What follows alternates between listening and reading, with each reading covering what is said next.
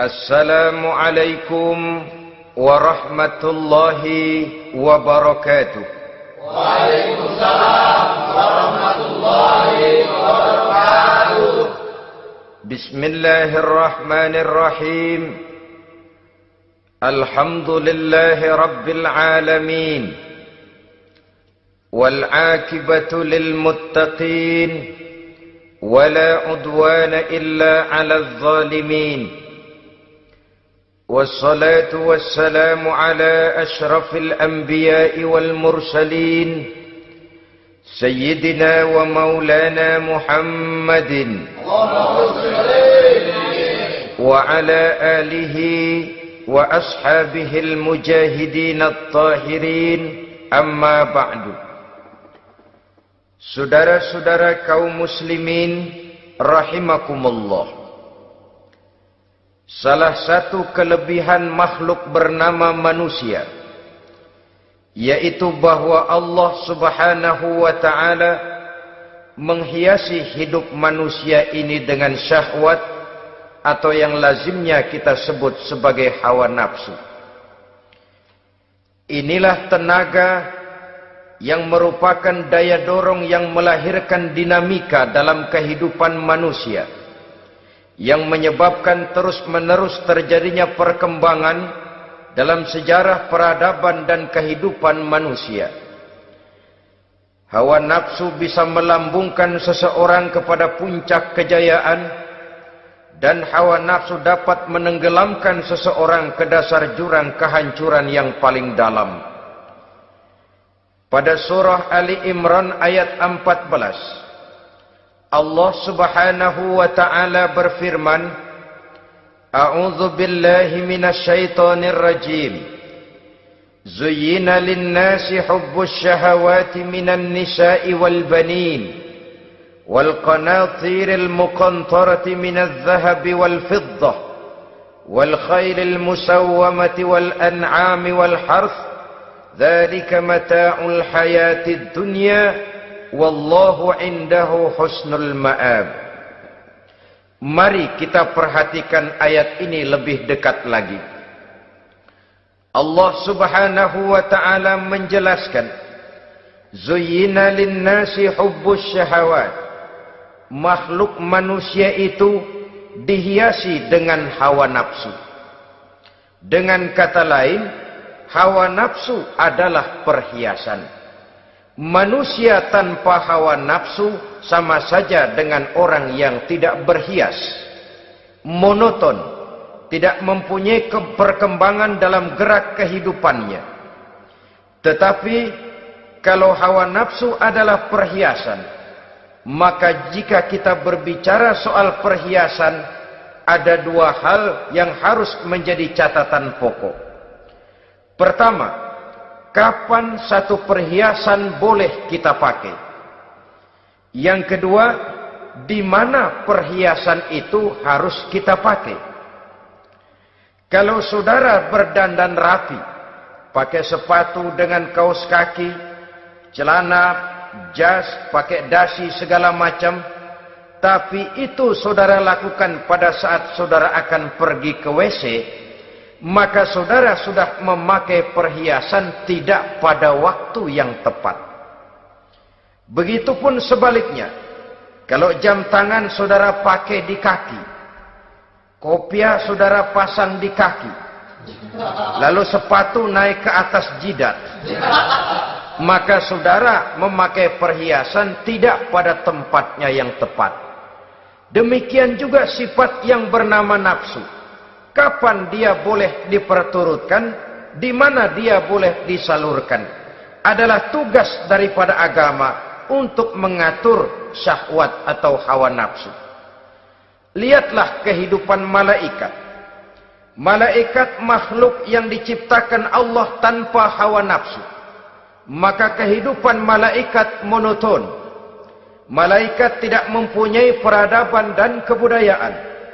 Malaikat adalah makhluk yang secara instinktif diciptakan untuk berbakti, tidak punya alternatif atau pilihan lain.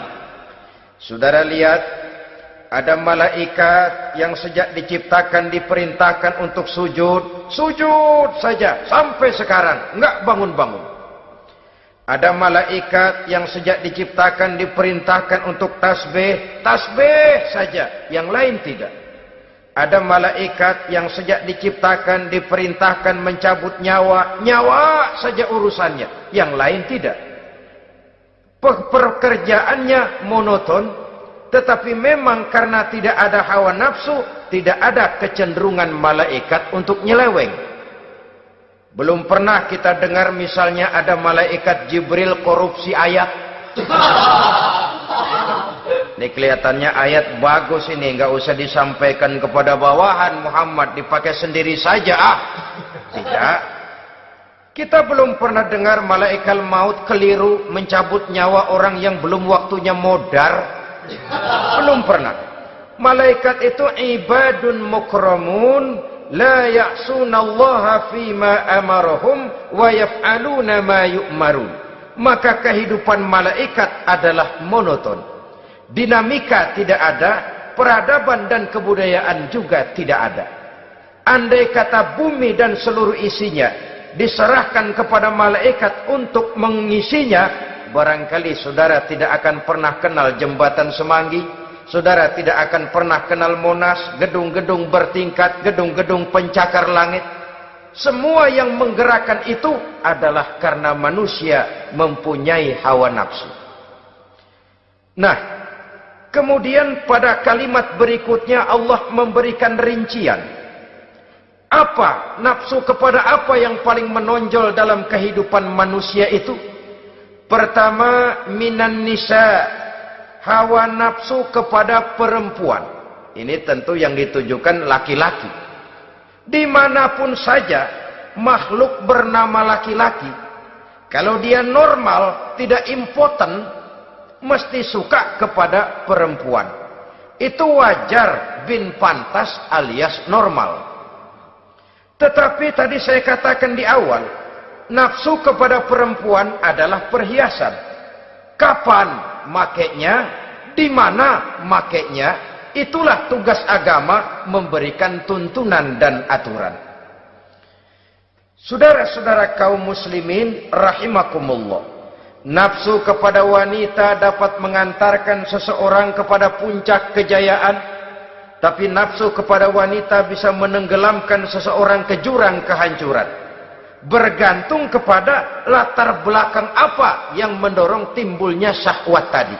Dengan kata lain, motivasi syahwat tadi digerakkan oleh iman dan ketakwaan, atau semata-mata karena memang syahwat yang merupakan kendaraan iblis. Penyelewengan pertama yang terjadi dalam sejarah kehidupan manusia adalah penyelewengan yang dilakukan oleh Nabi Adam alaihissalam pada saat ia memetik buah huldi. Kenapa itu dilakukan oleh Nabi Adam? Karena terdorong oleh rasa sayang dan cinta kepada istrinya Hawa. Sebenarnya Hawa lah yang merajuk, Siti Hawa lah yang membujuk. Dan Nabi Adam oleh karena syahwatnya kepada istrinya memperturutkan bujukan Siti Hawa itu. Peristiwa Nabi Adam ribuan tahun yang lalu akan terus relevan sampai ke zaman kita sekarang ini. Berapa banyak orang-orang yang karena terlalu ingin menyenangkan istrinya, lalu tidak segan-segan melakukan perbuatan yang menyimpang, baik itu merugikan orang lain, merugikan masyarakat, bahkan merugikan bangsa dan negaranya. Seorang pedagang tidak akan segan-segan menipu, Sebaliknya pun begitu. Tidak jarang wanita di dalam kelemahannya bisa menenggelamkan dunia. Seorang suami yang jujur, polos, lugu, sederhana bisa jadi koruptor ulung karena didorong-dorong oleh istrinya. Istrinya barangkali bisa saja dibakar-bakar oleh tetangganya.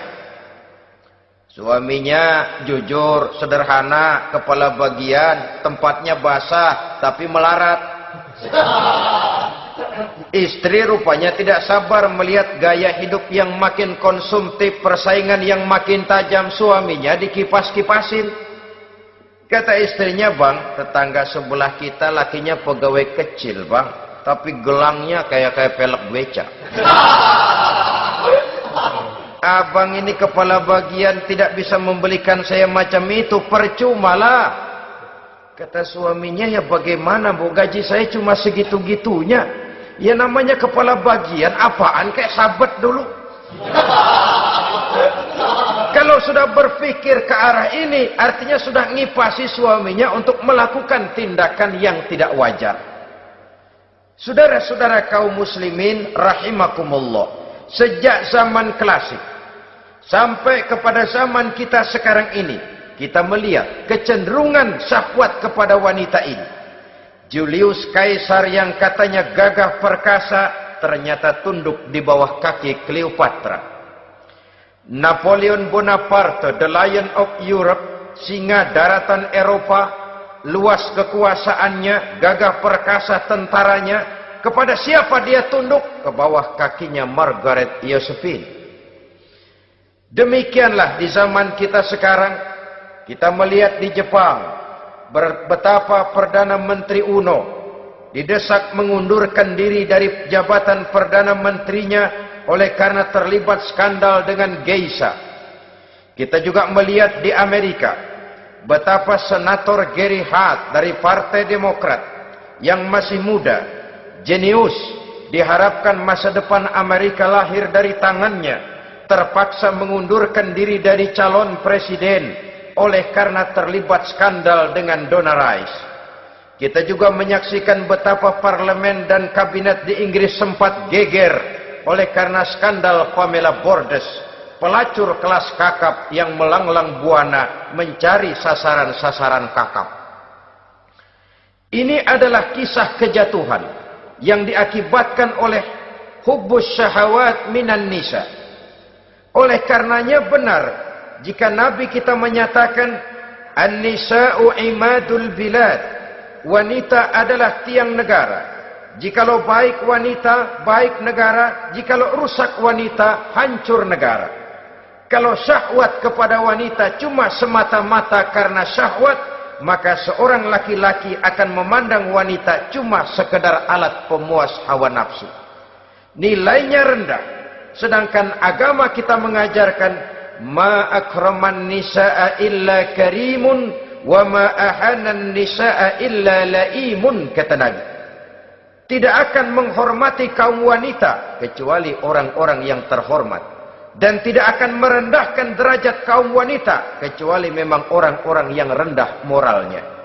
Dengan kata lain, apabila syahwat minan nisa ini dilandasi dengan semangat iman dan ketakwaan, maka kehidupan Rasulullah sallallahu alaihi wasallam sungguh menjadi figur dan contoh dalam kehidupan kita. Perkawinannya bukan karena wajah yang cantik semata-mata, tapi lebih merupakan nilai ibadah kepada Allah Subhanahu wa ta'ala. Dengan demikian, kecenderungan kepada hubbus syahawat minan nisa dikontrol oleh nilai iman. Barometernya, tolok ukurnya adalah iman. Di zaman sekarang banyak kasus kawin campur yang pada akhirnya akan membingungkan kita sendiri. Padahal Al-Quran secara jelas dan tegas memberikan bimbingan. Orang itu kalau sudah, kata Imam Syafi'i, wa ainur ridha an kulli aibin kalilatun kama anna aina suhti tubdil masawiya. Mata kalau dibalut cinta dia buta terhadap nista, tapi mata kalau dibalut benci hanya melihat yang keji-keji saja. Biasanya cinta kepada wanita memang bisa menimbulkan dorongan yang positif, tapi juga bisa membuat seseorang buta sama sekali. Dorongan yang positif paling kurang dari segi penampilan. Coba lihat lelaki kalau lagi demen perempuan, lenjeh banget kan. Sisiran rambutnya rapi, teriskaan bajunya lancip, sepatunya mengkilat, kantong celananya tebel, perkara anduk isinya bukan soal. Yang penting kan gaya. Lalu dinamis, kreativitasnya ada saja timbul. Tapi pada sisi lain, jikalau orang sudah kehilangan pertimbangan, juga kadang-kadang tidak segan-segan mengorbankan akidah, mengorbankan nilai-nilai iman. Padahal ini taruhan utama, sampai Quran dengan tegas memberikan peringatan. Wala ammatun mu'minatun khairun min musyrikatin walau a'jabatkum. Perempuan budak yang hitam legam, kalau beriman, itu lebih baik untuk dinikahi daripada wanita cantik berkulit kuning langsat tapi musyrik. Lebih baik budak yang hitam legam beriman daripada wanita cantik berkulit kuning langsat berhati bangsat. Tapi kita kadang kehilangan pertimbangan. Karena agama, karena cinta agama digadaikan, karena cinta akidah terjual, karena cinta keyakinan jadi korban. Ini semua penyakit yang datang dari hubbus syahawat minan nisa, kecenderungan mengumbar nafsu kepada perempuan. Ini memang perhiasan, tapi bisa juga jadi bumerang dalam kehidupan manusia. Berapa banyak penyelewengan terjadi karena pengaruh wanita yang tidak bisa jadi bisa. Ini pengaruh di dalam kehidupan memang sedemikian besarnya, sehingga saudara-saudara kaum muslimin, inilah yang perlu dikendalikan dalam kehidupan, kapan dan di mana. Kalau nafsu adalah perhiasan, kapan dan di mana perhiasan itu harus kita pakai, di mana dia harus kita tempatkan. Begitu juga yang menyangkut soal perempuan. Kapan? Ya kapan tentu kalau sudah nikah. Di mana? Yang jelas bukan di depan umum.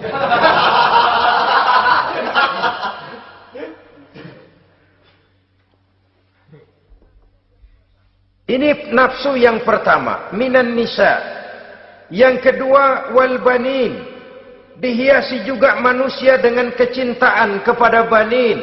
Makna banin di sini al-aulad, anak-anak laki. Kenapa disebut banin, anak-anak laki? Karena pertama, sering anak laki itu lebih jadi kebanggaan buat orang tuanya ketimbang anak perempuan. Sebabnya apa? Pertama, faktor nasab. Silsilah lebih kuat kepada laki-laki ketimbang perempuan. Yang kedua, faktor cita-cita. Orang tua kalau punya anak laki-laki, cita-citanya panjang. Nak, kau nanti jadi dokter ya. Nak, jadi insinyur ya. Nak, jadi pilot ya. Nak, jadi pengusaha ya. Nak, jadi presiden ya. Tapi kalau dia punya anak perempuan, paling, ya nak, mudah-mudahan nanti kamu dapat jodoh orang baik nak. Dapat jodoh orang soleh.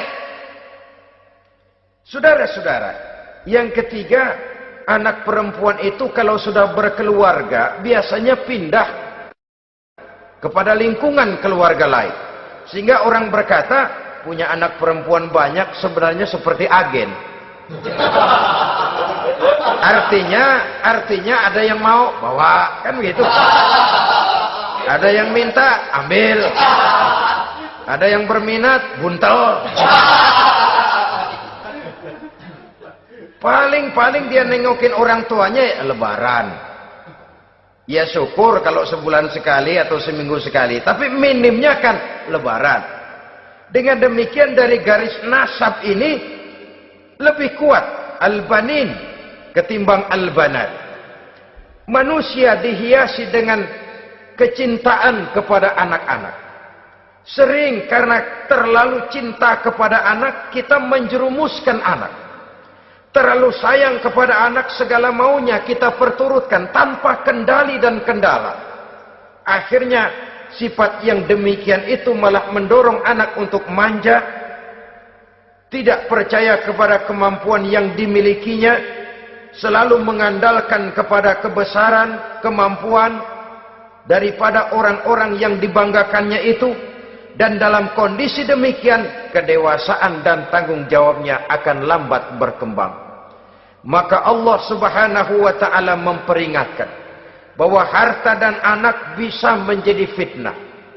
Dalam ayat lain Allah juga memperingatkan, ya ayyuhalladzina amanu la tulhikum amwalukum wa auladukum an zikrillah. Wahai orang-orang yang beriman, jangan sampai hartamu dan anak-anakmu memalingkan kamu daripada mengingat Allah.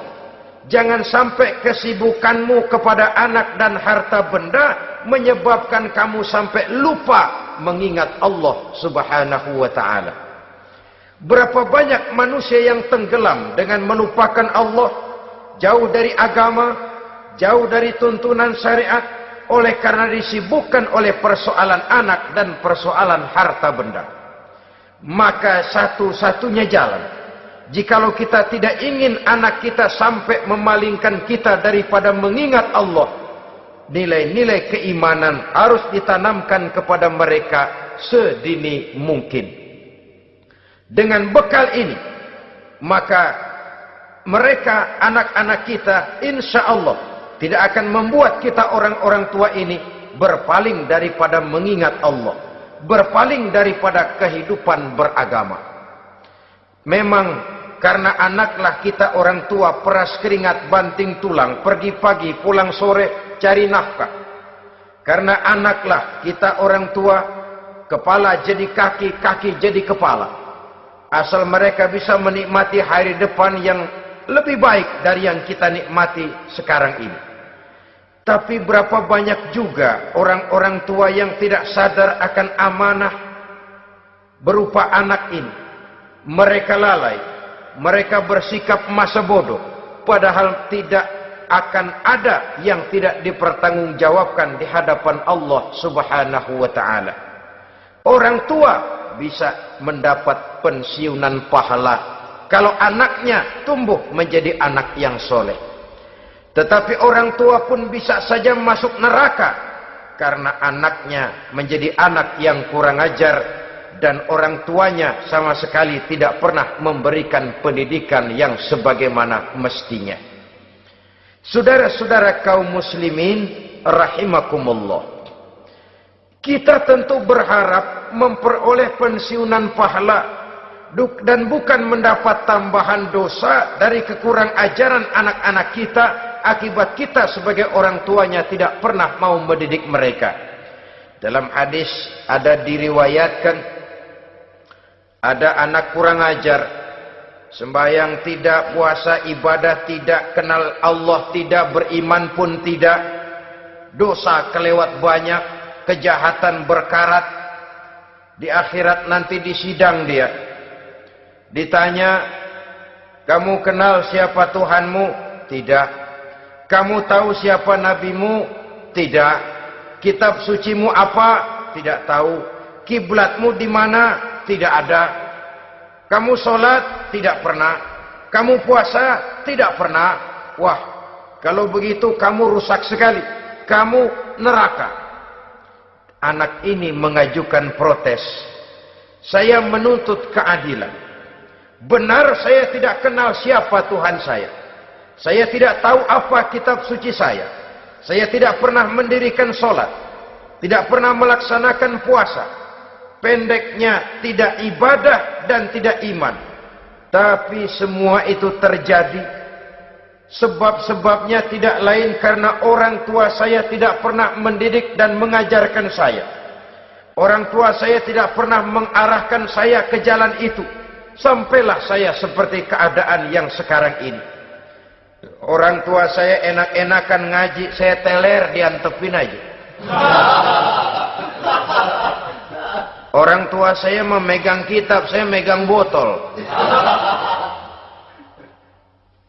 Dia tahu, dia diam saja. Dia tahu dan dia tidak memberikan peringatan. Karena orang tua saya lah, maka saya jadi seperti sekarang ini. Kalau saya harus masuk ke dalam neraka, saya menuntut keadilan agar orang tua saya juga ikut bersama saya gabung ke dalam neraka. Orang tuanya yang baik-baik dipanggil, sudah mau berangkat ke surga nih orang tua, dipanggil, "Ntar dulu mas, ini dulu." Mau kemana, gancang banget? Surga pak, nanti dulu urusan belum beres. Ini benar anakmu ini? Dilihat anaknya, iya anak saya ini. Waktu di dunia nggak pernah diajarin ngaji, nggak pernah. Sampai dia nggak kenal Tuhannya, nggak kenal nabinya, nggak kenal kiblatnya, nggak kenal kitabnya. Iya. Dia sembahyang, kamu dia nggak sholat, kamu diemin aja. Iya kali. Kenapa pakai kali? Yang benar ngomong. Ramadan dia nggak puasa, kamu nggak tegur, kamu diam saja. Iya. Wah, kamu nggak tanggung jawab. Kamu tahu anak itu adalah amanah. Menyia-nyiakan amanah adalah khianat. Khianat adalah dosa besar. Jadi bagaimana saya? Ya kamu gabung sama anakmu, join ke neraka berdua bareng. Lantaran kamu tidak mau mendidik mereka, anak-anakmu, maka jadilah anak-anakmu seperti sekarang ini. Saudara-saudara kaum muslimin rahimakumullah. Sebaliknya, jikalau anak-anak kita yang kita cintai ini, yang merupakan buah hati belahan jantung, tumbuh dan berkembang menjadi anak-anak yang soleh, yang bermanfaat bagi masyarakatnya, bagi agama, bangsa dan negaranya, kita orang tuanya bolehlah tentram menerima pensiunan pahala. Menerima pensiunan pahala dari kesolehan anak yang ditinggalkannya. Alangkah nikmatnya mendapat pensiunan pahala. Terbaring kita di bawah pohon kemboja, nilai kebaikan kita dikenal orang, nama kita akan tetap hidup. Oleh karena kita meninggalkan anak-anak yang tumbuh menjadi generasi yang soleh, bukan anak yang salah. Oleh karenanya, kecintaan kepada anak jangan sampai membuat kita lalai dari mengarahkan mereka kepada kehidupan beragama. Di zaman sekarang ini, kecenderungan kita mengarahkan anak pun sudah kepada kecenderungan yang berbau materialistis. Maka yang ramai bagaimana anak bisa mengejar program MBA, Master of Business Administration, supaya keluar bisa jadi manajer. Bagaimana anak lalu kursus komputer, supaya keluar menjadi tenaga yang canggih di bidang komputer. Ya, kalau dia perempuan cantik, bagaimana dia bisa masuk Akademi Sekretaris and Management, supaya bisa jadi sekretaris. Atau bagaimana dia bisa masuk sekolah nyanyi, supaya nanti jadi penyanyi dengan tarik suara, uang lalu mengalir ke dalam kocek jutaan nilainya. Maka yang ramai pun hal-hal yang semacam itu. Dalam pada itu, pengajian, kursus-kursus keagamaan, studi-studi klub yang membicarakan masalah-masalah agama, ramainya kadang-kadang kalau bulan Ramadan, dianggap training center. Ya lumayan, daripada tidak sama sekali mah lumayan. Tapi dengan demikian ini kan merupakan bagian terpokok dari kehidupan manusia. Alangkah idealnya jika dia mengantongi gelar MBA, Master of Business Administration, tapi punya nilai iman yang tangguh, ahli komputer, tapi punya keyakinan beragama yang mantap. Saudara-saudara kaum muslimin rahimakumullah, kecintaan kepada anak-anak sering mendorong seseorang untuk menimbulkan sifat nepotisme, Segalanya serba garis keturunan. Sejak ia jalur birokrasi sampai ke dalam kehidupan sehari-hari, nepotisme ini bisa terlihat. Orang kehilangan kondisi objektivitasnya. Mampu atau tidak, soal lain. Bidangnya atau tidak, bukan soal. Yang penting masih ada hubungan keturunan. Maka timbullah tumpang tindih untuk sesuatu pekerjaan yang tidak sesuai dengan kemampuan dan keahliannya. Di desa-desa kita melihat masjid, ketua masjid bapaknya, bendahara anaknya, sekretaris mantunya, Bilal besannya, kolbeduk engkongnya. Pokoknya asal masih ada garis keturunan, masuk, tidak, minggir. Ini pada akhirnya kurang menciptakan pemerataan kesempatan. Iyalah kalau profesinya, tapi kan jarang yang demikian itu. Kita boleh cinta kepada anak-anak kita, tapi jangan lalu mempergunakan posisi yang kebetulan kita gunakan untuk menempatkan anak-anak kita lebih dari kemampuan yang mereka miliki. Nepotisme yang lahir. Sehingga ini bukan saja tidak mendidik, tapi mengakibatkan terjadinya tumpang tindih. Tidak lagi berprinsip the right man on the right job, bahwa orang harus ditempatkan sesuai dengan keahliannya, tapi kita sudah berpikir subjektif. Ahli atau tidak ahli, asal masih berbau keturunan, ayo silahkan. Nepotisme yang akan lahir. Oleh karenanya, mencintai anak adalah sesuatu yang merupakan perhiasan di dalam kehidupan. Wajar, tetapi harus kita menempatkannya sesuai dengan semestinya. Ini yang kedua. Yang ketiga, nafsu yang menghiasi hidup manusia itu adalah nafsu kepada wal qanatiril muqantarati minadz zahabi wal fiddah. Al-qantarah ay al-malul katsir. Kecintaan, kesenangan, nafsu kepada harta benda yang banyak daripada emas dan perak. Ini tentu sesuai dengan situasi dan kondisi. Kecintaan untuk mengumpulkan harta benda yang sebanyak-banyaknya. Baik itu berupa emas, baik itu berupa perak. Ini cuma penyebutan beberapa jenis dari kecenderungan manusia kepada harta benda. Bukankah sering dikatakan orang bahwa manusia di dalam berhadapan dengan harta itu seperti meminum air laut. Makin diminum, makin kering tenggorokan, makin haus kita dibuatnya. Apabila watak ini kita perturutkan, maka manusia tidak akan pernah kenal puas, tidak akan pernah kenal cukup. Nabi kita memberikan peringatan. Lau anna libni Adam wadiyani min zahabin labtagha lahuma thalisan wa la yamla'u jawfa ibni Adam illa turab. Andai kata manusia mempunyai dua buah ladang yang seluruhnya berisi emas, akan puaskah manusia? Tidak. Mereka akan cari ladang emas yang ketiga. Wala yamla'u jawfa ibni Adam illa turab. Sungguh mulut manusia ini tidak akan pernah penuh terisi kecuali kalau sudah disumpal dengan tanah. Artinya kalau sudah dia dipendam di liang lahat baru cukup. Tetapi sepanjang dia masih bergerak, masih hidup dan bernyawa, masih bisa berusaha dan berbuat, dia tidak akan pernah mengenal puas. Ini akan mendorong manusia terjebak kepada menghalalkan segala cara untuk mencapai tujuan.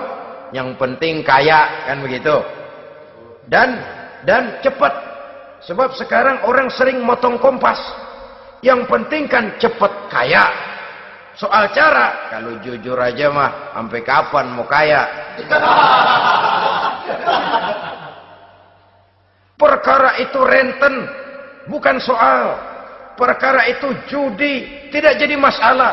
perkara itu korupsi, menyangkut hak orang banyak, bukan soal. Yang penting cepat kaya. Dan anehnya lagi, tidak malu menumpuk kekayaan dengan cara yang tidak wajar. Ya kan orang hidup bermasyarakat tuh bisa dianalisa tuh. Emang usahanya apa sih? Gajinya sebulan berapa sih?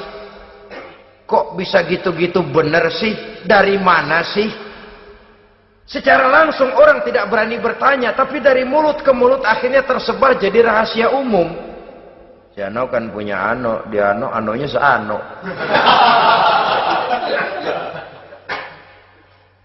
Ini bisa jadi bahan pertanyaan dalam kehidupan, akhirnya jadi gunjingan. Orang sudah tidak terlalu peduli dari mana kekayaan itu diperoleh, yang penting kaya. Dengan menghalalkan segala macam cara, terjebaklah ke dalam cara-cara mafia, terjebaklah ke dalam cara-cara yang tidak wajar, tidak bijaksana, memperkuat klik, clean, dengan menghantam yang lain. Saudara-saudara kaum muslimin rahimakumullah, bahwa manusia punya nafsu ingin kaya itu boleh. Agama memberikan tuntunan, memberikan aturan. Tidak hanya sekedar asal kaya, tidak hanya sekedar asal banyak harta. Malahan hadis menyatakan, kalau saudara diberikan umur panjang, pertanyaan akhirat cuma satu kok. Umurmu kau habiskan di mana? Kalau saudara diberikan amanah berupa ilmu pengetahuan, pertanyaan akhirat juga cuma satu kok. Ilmumu kau amalkan untuk apa? Tapi kalau kita diberikan amanah berupa harta benda, pertanyaan akhirat itu dua. Min aina iktasabahu wa fima anfaqahu. Dari mana hartamu kau dapat, kemana hartamu kau belanjakan. Dari mananya ditanya, kemananya juga ditanya. Depan belakang ditanya. Dan kalau mempergunakan harta untuk kesenangan syahwat, orang berani bukan main.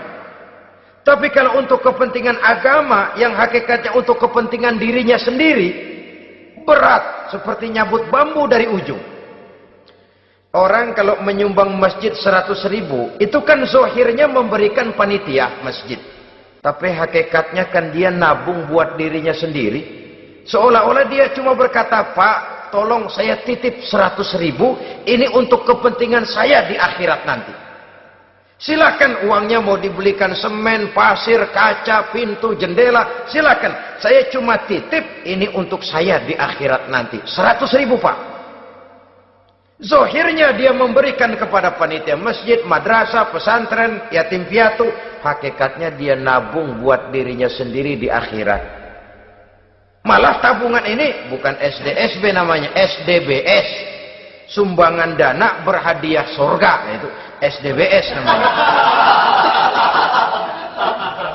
Sekarang orang mengejar SDSB, lalu berat mengejar SDBS, sumbangan dana yang berhadiah surga langsung dari Allah Subhanahu wa taala. Coba kalau dia main golf, sewa lapangan golf itu 400-500 ribu sebulan, paling 4-5 kali main. Beli stick golfnya saja sampai jutaan. Datang panitia pembangunan masjid 100.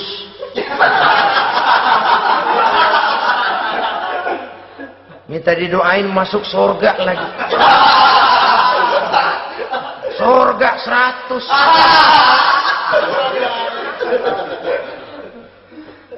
Saudara-saudara kaum muslimin rahimakumullah, kecintaan kepada harta benda yang banyak, baik berupa emas, berupa perak, mendorong orang untuk berlomba-lomba yang Allah peringatkan dalam Al-Quran, alhaakumut takatsur hatta zurtumul maqabir. Kamu telah lalai akibat kamu berlomba-lomba memperbanyak materi dunia. Hatta zurtumul maqabir, sampai kamu dekat masuk ke liang kubur, baru rupanya sadar bahwa perlombaan ini tidak akan pernah sampai ke garis finish. Betapapun jauhnya rally Paris-Dakar, garis finishnya ada. betapapun hebatnya medan yang ditempuh, buasnya gurun pasir Afrika, garis finishnya pasti ada. Itu kan rally yang terbuas di dunia katanya, Paris Dakar. Tapi garis finishnya ada. Namun jikalau kita berlomba memperbanyak harta, kita tidak akan pernah sampai ke garis finish. Yang kecil-kecilan aja dah. Kalau orang ditanya, kamu kenapa sih belum mau sembahyang? Ya bagaimana mau sembahyang Pak, tinggal di Jakarta masih kontrak. Saban habis tahun diubur-ubur yang punya rumah. Kalau punya rumah sendiri walaupun kecil-kecilan, saya mau ibadah Pak. Ya, diberikan rezeki oleh Allah, bisa bikin rumah walaupun kecil-kecilan. Belum juga mau sembahyang. Kok belum juga sembahyang?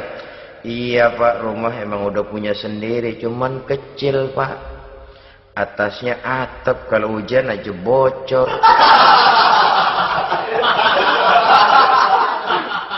Kalau bisa bikin rumah yang permanen Pak, tenang, saya ibadah, sembahyang saya rajin. Iyalah, diberikan rezeki, bisa bikin rumah permanen. Bagus rumahnya. Lain lagi. Iya, rumah sudah permanen, tembok, kubin. Cuman isinya belum ada Pak, perabotannya. Aduh. Kalau punya peralatan rumah tangga yang memadai, tenang, saya ibadah. Diberikan juga rezeki, bisa beli perabotan rumah tangga yang lumayan. Di atas tehelnya sudah pakai karpet, mebelnya spaghetti, tempat tidurnya alga spring bed dan low pillow, ada kulkas, ada TV, di sebelah TV ada kunci mobil. Kuncinya mobilnya.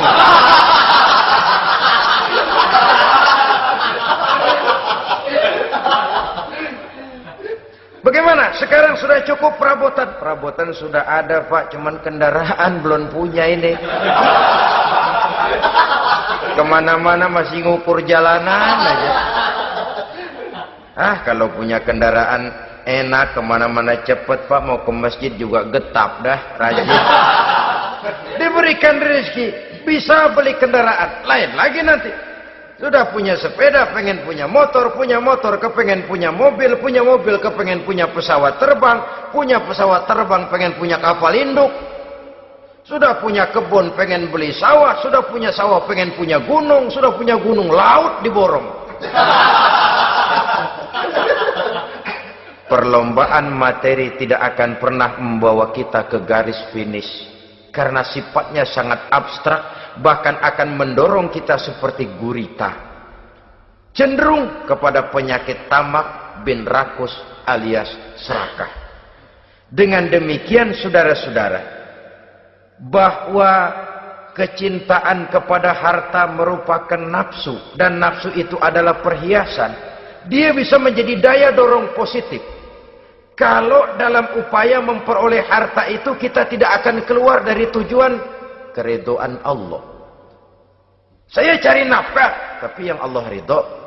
Saya ingin kaya, tapi dengan cara yang Allah ridho. Ini kunci yang akan menyelamatkan kita manusia dari perangkap menghalalkan segala cara. Ini yang ketiga.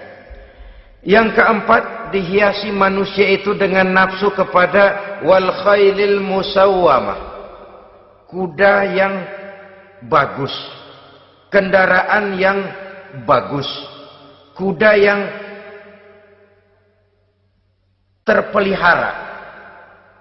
Al musawwamah ada yang mentafsirkan ar-ra'iyah. Ar-ra'iyah itu yang digembalai. Binatang ternak, kuda yang digembalai atau kuda yang diikat.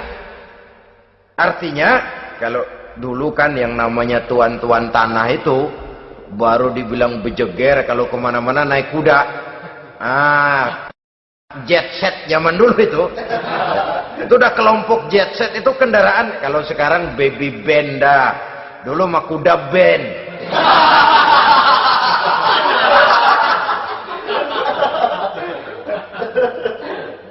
Manusia punya kecenderungan suka kepada kendaraan. Apalagi di zaman sekarang ini, wah, iklan-iklan itu kan sangat menggoda kita. melayani segala macam bentuk penjualan. Nah, ini lalu terangsang biar duit cekak. Kalau udah ngebaca itu, wah berani banget dah. Tahu duit nggak mungkin cukup, tapi begitu baca melayani segala macam bentuk penjualan dengan fasilitas ringan. Nah, jadi dah. Jadi juga punya mobil, jadi dah. Perkara utang itu bakal nyekek leher, bukan soal. Kasihan saudara-saudara kita di daerah-daerah yang terjebak kepada iklan-iklan merangsang yang akhirnya di luar kemampuan. Sehingga terjebak pada saat dia harus mengembalikan kredit, dia tidak mampu, barang disita, uang hangus, nyengir deh. Bekipas sembari tahlil. Habis arang besi binasa. Bahwa kita menginginkan kendaraan yang serba baik, silahkan. Tiap akhir tahun ganti merek, keluar yang baru, ganti lagi. Itu kalau orang yang mampu. Buat kita yang tidak mampu, kenapa tidak bersyukur melihat yang lebih rendah di bawah kita? Alhamdulillah kita punya mobil, tangga kita cuma punya motor. Yang punya motor, syukur kita punya motor bisa rada cepetan. Tangga sebelah punya sepeda, mana-mana kekejek mulu. Yang punya sepeda, alhamdulillah punya sepeda. Tangga sebelah kemana-mana jalan kaki. Yang jalan kaki, syukur masih bisa jalan. Teman sebelah lumpuh bertahun-tahun nggak. Yang lumpuh, alhamdulillah masih hidup. Tangga sebelah kemarin out nggak balik lagi. Saudara-saudara, saya pikir menengok ke atas itu perlu supaya ada rangsangan kita untuk maju. Tapi menengok ke bawah pun juga lebih perlu agar kita mensyukuri yang ada dan tidak suudzon, tidak buruk sangka kepada Allah. Apa yang diberikan Allah kepada kita sekarang ini, itulah yang terbaik menurut Allah untuk kita. Saudara-saudara kaum muslimin rahimakumullah. Dahulu ada seorang pemuda, matanya buta. Dia mengeluh, ya Allah, kenapa saya dilahirkan dalam keadaan buta? Apa dosa saya? Apa salah saya? Andai kata saya tidak buta, saya melihat keindahan alam ini, saya lebih akan bersyukur kepadamu ya Allah. Nah sudah, dia berburuk sangka kepada Allah. Satu hari, ini Raja Baduy di pedalaman mengerahkan tentaranya menculik anak-anak muda. Ini Raja Baduy ini kanibal, artinya suka makan daging manusia. Anak-anak muda ini diculik. Yang masih muda-muda ya, kalau kambing muda itu kan di sop rada sedap. Rupanya ini Raja kanibal ini begitu.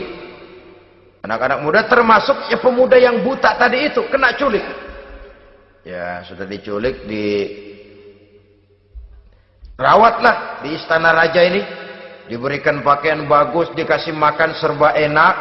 Sebab apa? Supaya badannya gemuk. Setelah gemuk nanti dipotong di sop legit. Sudah, kerjanya cuma makan tidur, fasilitas nikmat, tidur enak. Udah giliran dapat 1 bulan 2 bulan kemudian, ketika mau diambil anak-anak muda ini, raja sendiri yang milih mana yang disop duluan nih. Sampai giliran anak muda yang buta ini, raja geleng kepala. Yang begini mah buta, dagingnya nggak enak. Ini satu lepas aja, lepas. Saya mau makan daging orang buta, lepas aja. Pulang ini anak muda, batinnya bersyukur, sujud syukur, ya Allah, katanya untung saya buta. Coba kalau saya nggak buta udah habis saya disop. 2 bulan yang lalu dia mengeluh, ya Allah, kenapa saya dilahirkan dalam keadaan buta? Sekarang dalam pulang ke rumah, perjalanan menuju ke rumah, dia berkata, alhamdulillah, andai kata saya tidak buta, habis badan saya disop oleh raja yang kanibal tadi. Saudara-saudara kaum muslimin rahimakumullah. Jadi dengan demikian pola hidup yang konsumtif sesungguhnya sangat tidak mendidik apabila dilatar belakangi oleh kemampuan yang tidak menunjang. Dengan demikian setidaknya mendidik orang untuk berkhayal.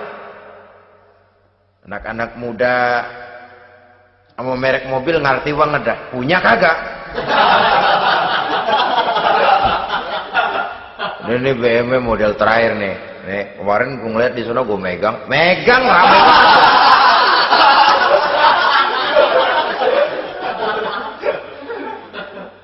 Tulul amal ini kalau tidak diimbangi dengan saluran yang positif, dia akan terjebak kepada penyakit tulul amal, panjang angan-angan. Baiklah ya, wal khailil musawwamah. Yang keempat, yang kelima maksud saya, wal an'am, cinta kepada binatang ternak. Manusia ini kan punya kecenderungan macam-macam. Setelah rumahnya bagus, hartanya banyak, kendaraannya cukup, ingin beternak. Jadilah peternak. Ini kecenderungan manusia, wajar saja sepanjang didapat dan dilakukan dengan cara-cara yang wajar. Wal hars, dan tumbuh-tumbuhan, bertani, bersawah, berladang, itu merupakan kecenderungan daripada manusia. Keseluruhan itu kata Allah, kecintaan kepada wanita, kepada anak, kepada harta benda, kepada kendaraan, kepada binatang ternak, kepada tumbuh-tumbuhan, zalika, semua itu mata'ul hayatid dunya, merupakan kesenangan hidup dunia. Berapa lama kesenangan hidup dunia? Sebentar, seumur manusia. Seumur manusia. Bahkan kadang-kadang pada saat dia masih hidup pun orang tidak sepenuhnya sempat menikmati kesenangan hidup dunia. Apabila ajal datang, selesailah kehidupan dunia sampai di situ. Orang-orang kafir, buat mereka surganya di dunia ini. Bila kehidupan di dunia selesai, selesailah sudah surganya sampai di situ. Kesemua itu janji kata Allah merupakan kesenangan daripada kehidupan di dunia. Wallahu indahu husnul ma'ab, dan Allah mempunyai tempat kembali yang sangat baik. Nah, setelah Allah menjelaskan semua itu, pada ayat yang ke-15 Allah memberikan jalan keluarnya. Memperturutkan nafsu kepada wanita, anak-anak, harta benda, kendaraan, binatang ternak. Bijaksanakah itu? Dalam ayat ke-15 surah Ali Imran ini Allah memberikan penjelasan tuntas. Qul a'unabbi'ukum bi khairim min zalikum. Katakan kepada mereka Muhammad, maukah kamu aku beri kabar yang lebih baik dari semua itu? Lebih baik daripada kesenanganmu kepada wanita, kepada anak-anak, kepada harta benda, kepada kendaraan dan sebagainya. Mau kamu aku beritahu yang lebih baik daripada semua itu? Jawaban tentu mau. Kalimatnya bukan ukhbirukum, a'unabbi'ukum. An-naba itu berita yang besar. Lain dengan al-khabar, itu berita biasa saja. An-naba, sehingga pembawa berita disebut nabi. Dari naba, yanbi. Pembawa berita yang benar. A'unabbi'ukum, maukah kau aku tunjukkan kepada satu berita yang benar-benar besar dan benar-benar lebih baik dari yang semua disebutkan tadi. Apa jalan keluarnya? Lillazina taqaw 'inda rabbihim jannatun tajri min tahtihal anhar. Bagi orang-orang yang bertakwa kepada Allah, mereka akan mendapatkan surga yang di bawahnya mengalir sungai. Khalidina fiha, mereka akan kekal di dalamnya. Wa azwajun mutahharah, dan mereka mendapat istri-istri yang suci. Waridwanum minallah, dan keridhaan daripada Allah subhanahu wa ta'ala. Kalau kamu hai orang-orang yang beriman, kalau kamu hai manusia menyangka bahwa nafsu kepada wanita, anak-anak, mengumpulkan harta benda, kendaraan yang menarik, binatang ternak dan tumbuh-tumbuhan itulah yang lebih baik untuk kesenangan dunia, memang itu kesenangan dunia. Tapi nih, seolah-olah kata Allah, nih saya kasih tahu kamu, aku beritahu yang lebih baik dari semua itu. Apa? Takwa kepada Allah. kecintaan kepada wanita. Kalau takwa dasarnya, orang nggak amburadul, nggak semrawut, nggak pokoknya gue asal perempuan dan membuat terus. Tapi punya kaidah, punya norma. Demikian juga kepada anak-anaknya. Demikian juga kepada harta benda. Pokoknya asal harta, mau halal, mau haram, tekuk terus saja. Semuanya dilandasi oleh taqau, lillazina taqau, oleh ketakwaan kepada Allah. Nah, ketakwaan ini akan menghasilkan apa? Inda rabbihim jannatun tajri min tahtihal anhar. Melahirkan, menghasilkan surga yang di bawahnya mengalir sungai-sungai. Saudara-saudara kaum muslimin rahimakumullah, jika kita menyangka bahwa wanita bisa memberikan kesenangan, iya, kesenangan dunia. Jika kita menyangka bahwa harta benda bisa memberikan kesenangan, iya, kesenangan dunia. Jika kita menyangka bahwa kendaraan bisa memberikan kesenangan, iya, kesenangan dunia. Tapi kita tidak cuma ingin itu, kita ingin itu semua juga bisa membawa kesenangan akhirat. Caranya landasi dengan takwa. Kesenangan kepada wanita didasari dengan takwa. Maka jangan jadikan wanita cuma sekedar alat pemuas hawa nafsu. Kesenangan kepada anak-anak dilandasi dengan takwa. Maka anak-anak diarahkan kepada jalan yang diridhoi Allah. Kesenangan kepada kendaraan dilandasi dengan takwa, maka kendaraannya selalu mengarah berjalan menuju jalan takwa, diridhoi oleh Allah Subhanahu wa taala. Kalau tidak, tuh mobil asal lempengan Ancol gancang banget dah. Tapi giliran dihadapin ke masjid, mogok melulu. Urusan ngaji ada aja halangannya tuh kendaraan. Tapi kalau untuk urusan maksiat, ngebut benar-benar. Dilandasi dengan ketakwaan. Sehingga dengan demikian, tidak hanya sekedar surga di dunia ini, tapi lebih-lebih di surga di akhirat nanti. Khalidina fiha, kekal. Kalau dunia ini kan zillun zail, bayangan. Hari ini kita jaya, besok kita bangkrut. Siapa yang mau menghalangi? Hari ini kita melambung, besok kita nyungsep. Siapa yang bisa menarik? Tidak kekal, berubah, temporer, relatif. Di sana, kebahagiaan yang dilandasi dengan takwa ini sudah surga, kekal di dalamnya, azwajun mutahharah. Mendapat istri-istri yang suci. Suci dalam arti belum pernah dijamah orang lain. Suci dalam arti tidak pernah terkena halangan. Seperti men misalnya. Baik menstruasi atau mencret, itu tidak. Azwajun mutahharah. Konon makna mutahharah ini ya artinya juga bisa selalu gadis. Bidadari itu. Selalu perawan. Tidak pernah janda. Walaupun tiap hari dipakai. Perawan terus. Dan yang lebih penting, waridwanum minallah, mendapat ridho dari Allah Subhanahu wa taala. Jadi hawa nafsu dengan motivasi takwa, itulah sesungguhnya yang dikehendaki oleh Ali Imran ayat 14 dan 15. Dengan demikian, manusia dengan ketakwaannya mengendalikan hawa nafsu dan bukan malah dikendalikan oleh hawa nafsunya.